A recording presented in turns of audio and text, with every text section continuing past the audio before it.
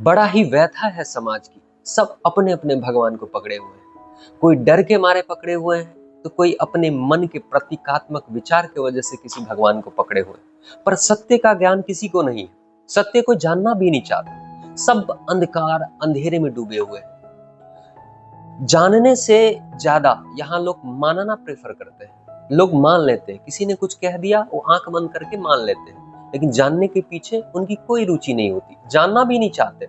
जानना उन्हें बोझ लगता है। बस मानना, स्वीकार कर लेना और उस पे आंख बंद करके चलते जाना, यही लोगों को पसंद है, यही लोग करते हैं। तो आज स्वागत है आप लोगों का आज के दूसरे सेशन में। मैं कौन हूं के दूसरे सेशन में आज हम बात करेंगे सत्य के ऊपर, परमात्मा के ऊपर।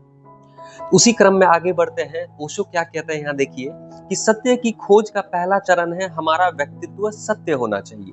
हमारा व्यक्तित्व वैसा होना चाहिए जैसा है, सीधा और साफ और सरल। हम जैसे हैं वैसी ही स्वीकृति होनी चाहिए, लेकिन वह स्वीकृति हमारे मन में कभी भी नहीं है। मतलब हम जैसे हैं वैसे नहीं है। हम अपने आप को दिखावा में डालते रहते हैं, हम दिखावा करते रहते हैं। हम होते कुछ और हैं और दिखाते कुछ और है। यह प्रत्येक व्यक्ति के अंदर है, मेरे अंदर भी हो सकता है। मैं अपने आप के बारे में नहीं कह रहा हूं कि मैं बहुत अच्छा हूं। हो सकता है मैं भी कुछ दिखावा करता हूं। ये सत्य है, ये मनुष्य की प्रवृत्ति होती है। तो हर मनुष्य अपने सत्य को अंधकार में झोंक देता है, पहचानना नहीं चाहता, चलते रहता है अंधेरे में।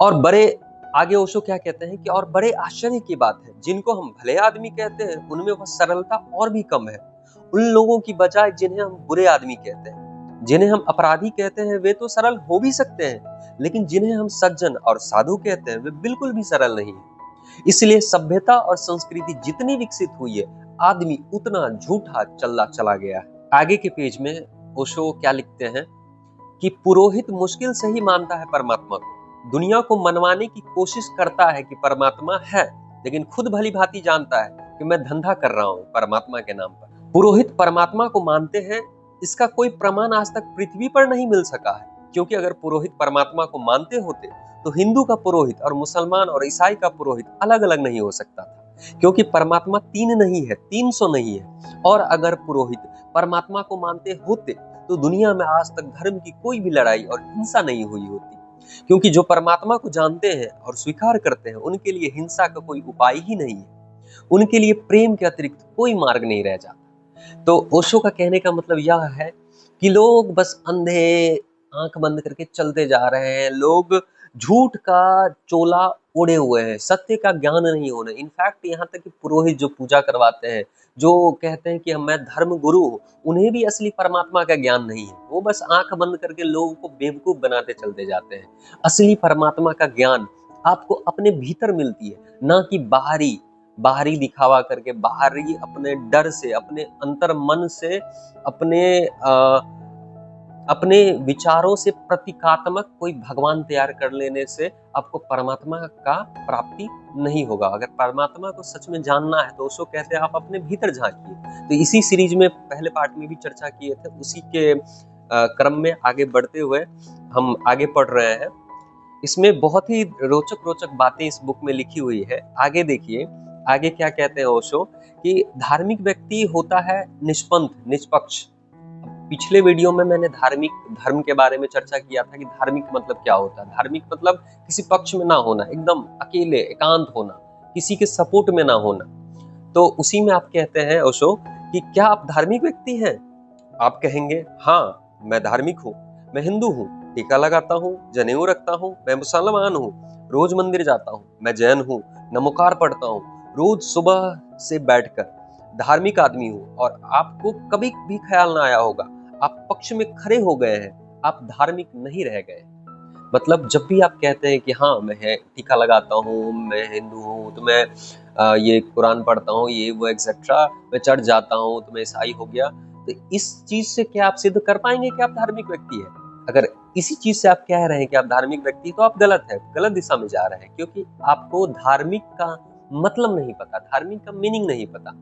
धार्मिक मतलब इसको अपनाना धार्मिक नहीं हुआ, यह हुआ अपने मन को बहकावे में डालना। इसी क्रम में ओशो आगे क्या कहते हैं कि धार्मिक व्यक्ति खोज कर सकता है सत्य की, अधार्मिक नहीं। और धार्मिक होने के लिए निष्पक्षता पहला सूत्र है, मतलब उसे निष्पक्ष होना चाहिए, किसी पक्ष को मान के नहीं चलना चाहिए कि हाँ ये करने से मैं धार्मिक हो जाऊंगा, ये धर्म अपनाने से वो धार्मिक व्यक्ति नहीं हुआ। उसका मीनिंग कुछ और होता है। आगे कहते हैं क्या ओशो कि लेकिन हम तो बच्चों के पैदा होते ही जहर उनके दिमाग में घुसेड़ने की कोशिश करते हैं। बच्चा पैदा हुआ और उसको जल्दी हिंदू बनाओ, कहीं उसको बुद्धि आ गई और उसने इनकार कर दिया कि मैं हिंदू नहीं बनता तो बड़ी देर हो जाएगी, इसलिए बहुत जल्दी खून में उसके डाल दो कि वह हिंदू है, मुसलमान है, ईसाई है, जैन है। निर्बोध बच्चों के साथ जो अत्याचार चलता आ रहा है 10,000 सालों से, उसका हिसाब लगाना मुश्किल है। आज तक मनुष्य जाति ने बच्चों के साथ जो अनाचार किया है वो और किसी के साथ नहीं किया। बच्चों को पक्ष में बांध दिया गया, ये सबसे बड़ा अनाचार है। उनकी सत्य की खोज हमेशा के लिए कुंठित हो गई। वे कभी भी हिम्मत के साथ प्रश्न नहीं पूछ सकेंगे कि सत्य क्या है। बात सही है। ओशो क्या कह रहे हैं कि बच्चे जन्म लेते हैं, उनके दिमाग में घुसा देते हैं कि ये चीज है, ये धर्म है, इसको मानो, ये भगवान है। उनको मतलब जानने का प्रयास भी नहीं करने देते कि सत्य क्या है। मतलब भाई है, भगवान है, परमात्मा है तो ढूंढो, खुद पता करो। लोग यहाँ जानने का प्रयास में नहीं, मानने के प्रयास में लगे। पीढ़ी दर पीढ़ी परंपरा चलती आ रही है, लोग कुछ कह रहे हैं, मनवा रहे हैं और हम भी मानते चले आ रहे हैं। छोटे छोटे अबोध बालों के दिमाग में भी उनका ब्रेन वॉश कर दिया जा रहा है शुरू से ही। यह इसी क्रम में उसको कहते हैं कि ऐसा नहीं करना चाहिए, क्योंकि बहुत ही बुरा हो रहा है, बहुत ही दरिंदगी की जा रही है ऐसा करके। आप जुल्म कर रहे हैं उन लोगों पे। ओशो कहते हैं कि इससे पहले कि वे खोज करने निकलते, उन्हें शास्त्र पकड़ा दिए गए। इससे पहले कि वे खुद की जिज्ञासा को जगाते, उनके हाथों में सिद्धांत थमा दिए गए। वे बच्चे हमेशा के लिए असत्य में जिएंगे, असत्य में मरेंगे, वे कभी सत्य की खोज नहीं कर सकेंगे। तो ओशो का कहना बहुत ही जबरदस्त है। वो कुछ अलग लेवल का बात कहते हैं। उनकी बातें यहाँ चुभती है, यहाँ लगती है सीधा। उनका बात वही समझ सकता है जो समझने लायक होगा। उनकी बातें सभी समझ भी नहीं पाएंगे। ये देखिए ओशो इसी क्रम में आगे क्या कहते हैं, बहुत ही बेहतरीन चीज यहाँ पे लिखा हुआ है कि कोई गीता को ढो रहा है, कोई समयसार को ढो रहा है, कोई कुरान को ढो रहा है, कोई कुछ और ढो रहा है। ये शब्दों की पेटियां हैं। इन शब्दों की पेटियों को ढोने से आप कभी उस समुद्र के किनारे नहीं पहुंच पाएंगे जहां इन शब्दों को भेजने वाले लोग पहुंचे थे। यह वैसा ही पागलपन है कि मैं उंगली उठाकर दिखाऊं कि आकाश में चांद है और आप मेरी उंगली पकड़ ले कि बड़े सौभाग्य की बात है कि चांद मिल गया। देखिए क्या कह रहे हैं, एकदम ये व्यंग्य कर रहे हैं। मैं दिखाऊं आकाश की तरफ कि वह रहा चांद और आप पकड़ ले मेरी उंगली कि मिल गया चांद, तो मैं भी अपनी खोपड़ी ठोक लूंगा।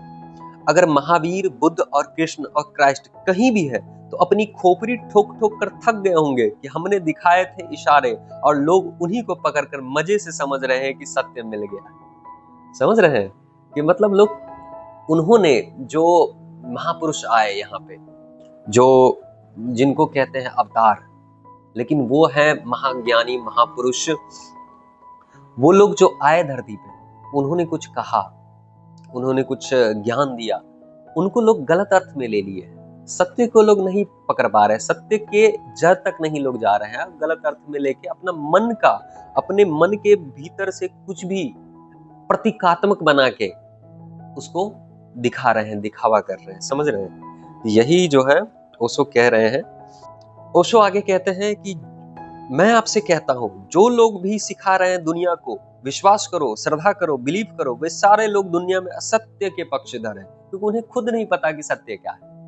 इसीलिए सत्य को हमें जानना है, ना कि मानना है। तो बहुत बहुत धन्यवाद। आज के लिए इतना ही। बहुत ही बेहतरीन लिखते हैं ओशो। ओशो का जो विचार होता है वो बियॉन्ड द इमेजिनेशन होता है। उनके विचारों को पकड़ना होगा, समझना होगा, तभी आप सत्य की खोज में आगे निकल पाएंगे, तभी आप उस सच्चे परमात्मा को जान पाएंगे जो हम सभी के भीतर बैठे हुए हैं, ना कि कहीं बाहर।